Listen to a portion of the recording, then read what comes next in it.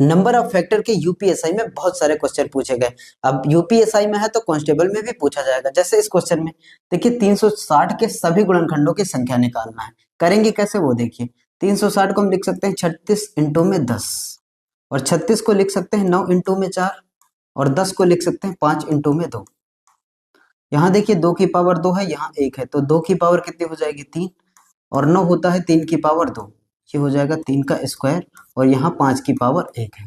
अब सभी गुणनखंडों की संख्या निकालना है तो पावर में 1 जोड़ के गुणा कराएंगे। 3 है तो हो जाएगा कितना 4, 1 जोड़ेंगे तो 2 है तो यहाँ हो जाएगा 3 और 1 है तो यहाँ हो जाएगा 2।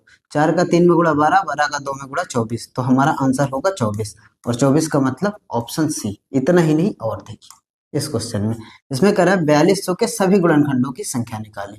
4200 को हम लिख सकते हैं 42 इंटू में 100, सबसे आसान तरीके से ब्रेक करेंगे, और 42 को लिख सकते हैं 6 इंटू में 7 और 100 को लिख सकते हैं 25 इंटू में 4।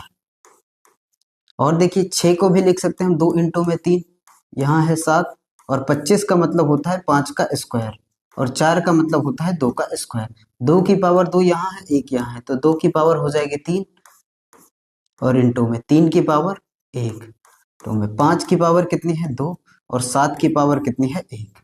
एक जोड़ जोड़ के गुणा कराएंगे क्योंकि सभी गुणनखंडों की संख्या निकालना है।